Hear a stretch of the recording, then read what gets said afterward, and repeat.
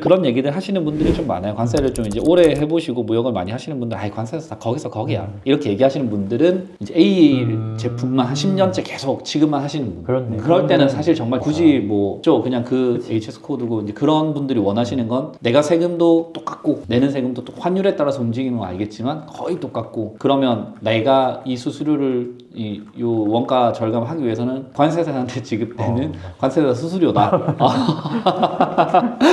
그래서 나는 똑같은 A라는 품목을 뭐 한 달에 얼마치를 하는데 너에게 맡기면 관세사 수수료를 인하해 줄 수 있어. 그런 단가 경쟁들이 좀 있죠. 물론 세무사님들도 있으실 거예요. 변호사님도 마찬가지일 거고, 기장료에 대한 뭐 문제라든가 변호사 수임료에 대한 문제는 그런 건 인건비니까. 맞아요. 그런 수수료를 조금이라도 덜 내는 쪽을 찾으시는 거죠. 덜 내면서 이제 좋은 서비스를 받기는 조금 힘들죠. 관세사무소를 고를 때 반드시 이것만은 꼭 확인해야 된다, 그런 게 있을까요? 관세사무소한테 연락을 하셨으니까 관세사하고 상담이 관세사. 되는지 여부를 일단은 봐야겠죠. 관세사 16년 차지만 네. 10년은 관세 법인에서 일을 했고, 네. 조그만 이제 관세사무소로 같이 이제 일을 하다가 저 혼자 이제 독립한 지 이제 1년 가까이 다 돼가는데, 관세 법인은 바쁩니다. 그쪽 대표번호로 전화를 하면 관세사가 직접 받을 확률이 현저히 낮죠. 이제 통관 직원분들이 전화를 받으시겠지만 이제 직원분들이 조금 더 추가적인 상담이 필요하다라고 하면 이제 사무장님, 이제 오랜 경력을 가지신 30년, 40년 통관 베테랑 사무장님 다음 전화를 받으시고 그렇게 진행되시는데,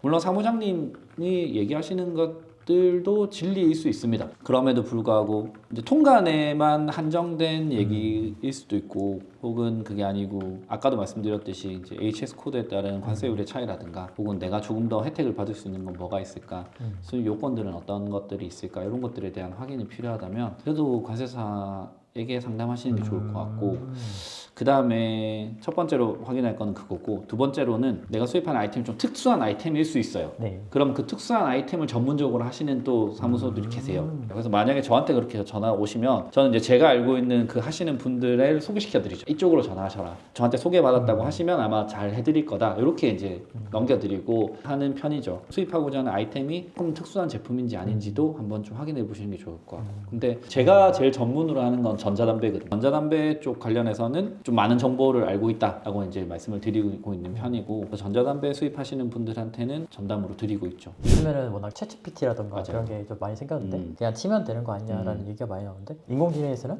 뭐, 괜찮아요 라고 했는데, 저도 블로그를 쓰고 하는데 이제 FTA 원산지 증명서를 발급할 때 어떤 서류들이 필요해? 라고 GPT한테 물어보면 한 70%는 맞는데 30%씩 좀 다른 것들이 좀 나와요. 그런 것들이 좀 있어요. 제가 최근에는 GPT 이용해서 항에서 이제 핸드캐리를 가지고 오시면 수입 통관 어떻게 하면 되는지 블로그 한번 써줄래? 정보 한번 알려줄래? 쭉 나열해 주는데 그쪽에 일반 화물 얘기하는 거랑 섞여서 얘기를 해주더라고요. 저는 보면 바로 아는데 맞아요.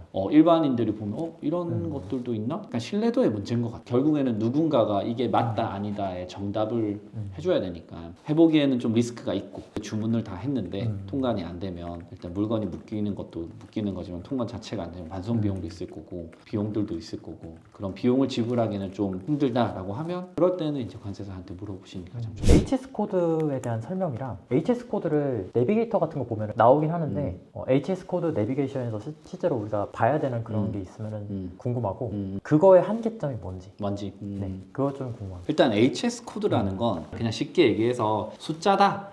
그래서 이런 이제 거치대 같은 것들은 얘는 근데 플라스틱도 있고 알루미늄 재질 같은 것들도 있고, 그럼 얘는 뭘까? 이제 이렇게 고민이 되는 거예요. 숫자를 뭘로 붙여야 될까? 플라스틱, 근데 이 숫자가 왜 또 중요하냐면, 플라스틱으로 붙이게 되면 3926일 거고, 철강 재질이나 알루미늄 재질로 가면 73유 이렇게 갈 건데, 73유로 갔을 때 이제 우리나라 수입되는 관세율은 8%.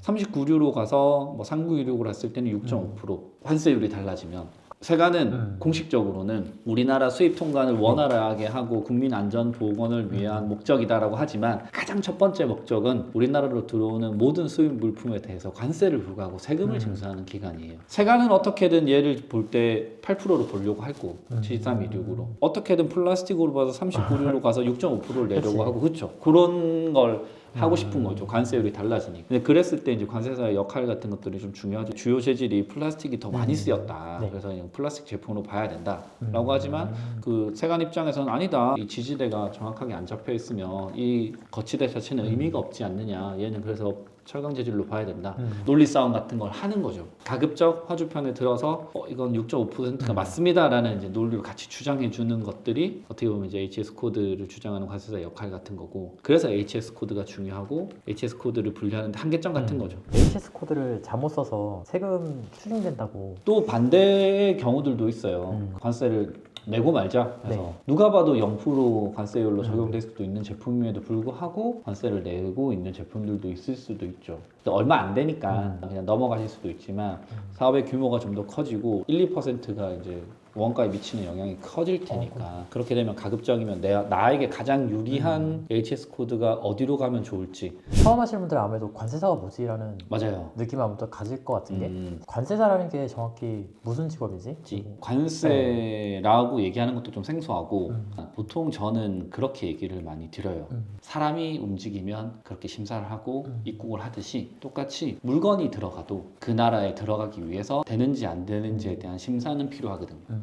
그 심사가 필요하려면 여권을 가지고 가서 저는 누굽니다, 뭐 때문에 왔습니다 설명할 수 있지만 물건은 아무 말 못 하잖아요.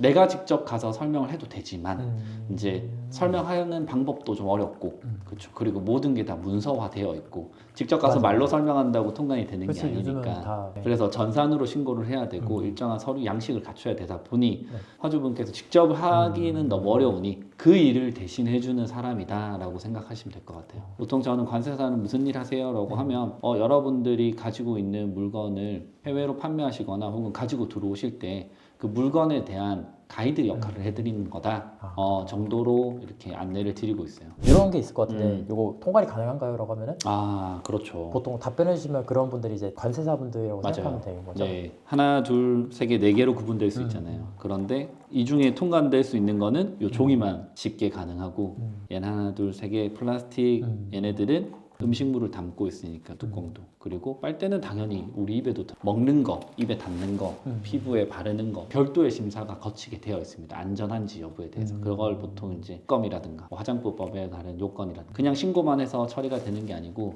안정성이 입증되어야 된다라는 그런 것들이 좀 있죠. 그런 관세사분을 우리가 따로 구하시는 분들도 실제로 요즘은 많이들 생겼어요. 저는 그렇게 늘 얘기를 드려요. 뭐든 통합 서비스를 받는 게 제일 편하긴 합니다. 한 번에 원클릭으로 가지고 오는 게 가장 좋긴 하지만 그 중간중간에 많은 단계 속에 각각의 전문 분야들은 또 계시거든요. 나는 그래서 관세사를 한 번도 만나본 적이 없어요 라고 하시는 분들은 개인이 자가 사용하는 목적으로 물건을 구매하시는 입장에서는 사실 관세사를 안 만나시는 게 가장 좋죠. 그 물건만 계속해서 수입 진행할 거고 물건 판매하시는 상황이라면 한번 세팅이 된 과정 속에서는 굳이 바꾸실 필요는 없으실 것 같아요. 문제가 없을 거니까. 근데 이 아이템도 해보고 싶고 A, B, C, D 여러 가지 4개 아이템을 이번에는 다른 것도 한번 건드려 보고 싶다라고 했을 때는 A가 됐으니 D도 되겠지는 사실 아닐 수 있거든요.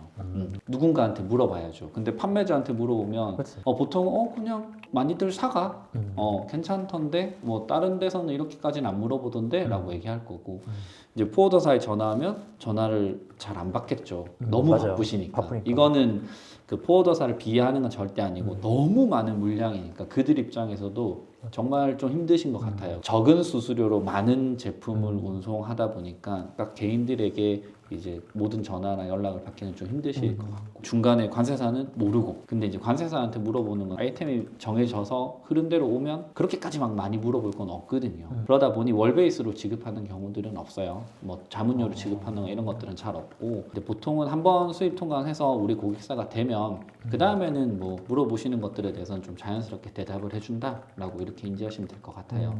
뭐 사업을 영위하시는 분들이라면 한두 명 정도는 이제 컨택하시고 뭐 전담 관세사 혹은 지정 관세사 느낌으로 이렇게 세팅을 해두시는 게 좀 좋지 않겠나라고 생각이 듭니다. 물론 저한테 연락 주셔야겠지만 주변에 근처에 아시는 관세사님 있으면 그렇게 진행하시는 것도 괜찮을 것 같아요. 사실 그렇습니다. 그러니까 얘기 드리고 싶은 거는 나한테 맞는 관세사라는 게 나는 친절한 사람을 원해 뭐 연락이 잘 되는 사람을 원해 그런 건 당연한 거지만 내 사업 분야에 맞는 관세사들은 좀 정해져 있다라고 생각이 들거든요. 나는 동물 사료를 할 거야. 그럼 동물 사료를 전문으로 하시는 관세사를 찾으시는 게 맞는 거고 소규모로 조금씩 하고 싶어 라고 하면 연락이 잘 되는 관세사님을 찾는 게 맞겠죠. 그리고 나는 좀 대량이야. 나는 통관 수수료 인하가 좀 중요해. 그러면은 좀 큰 법인들 큰 관세사무소 관세사무소를 찾으셔서 내가 이만큼 물량이 있는데 좀 어느 정도까지 해줄 수 있어요 라고 딜을 할 수 있는 그래서 나한테 맞는 관세사들을 찾는 게 중요하니까 관세사가 다 거기서 거기다 라는 선입견은 안 가지셨으면 좋겠습니다. 그게 좀 아쉬웠어요. 사업을 처음 준비하시는 분들이라면 특히나 수입을 처음 준비하시는 분들이라면 아이템이 정해지시면 관세사에게 연락을 하셔서 가급적 수입이 되는지 안 되는지 여부부터 먼저 확인하실 필요가 있다라고 보여드리고 저희 사무소에 추구하는 거는 이제 처음 수입을 준비하시는 분들에게 네. 맞춤형으로 서비스를 제공해 드리는 거는 아마 제가 제일 잘하지 않나 라고 자부하고 있거든요. 피드백도 제일 빠를 거고 연락도 제일 빠를 거고 물론 저도 이제 아직은 제 캐파가 되니까 내 사업에 가장 적합한 관세사님을 찾으시면 좀 좋지 않겠나라고 생각이 듭니다. 그러면 그 관세사님께서는 보통 전자담배 쪽 이렇게 하시는 거죠? 전자담배 많이 하고 저는 1인 사업자 스마트 스토어를 운영하시는 분들하고 연락을 제일 많이 하고 신규로 시작하시는 분들도 연락 많이 하고 핸드캐리 전문으로 좀 많이 합니다. 이렇게 해서 마무리하면 될 것 같아요. 알겠습니다. 고생하셨습니다. 고생 많으셨습니다. 감사합니다. 감사합니다. 네.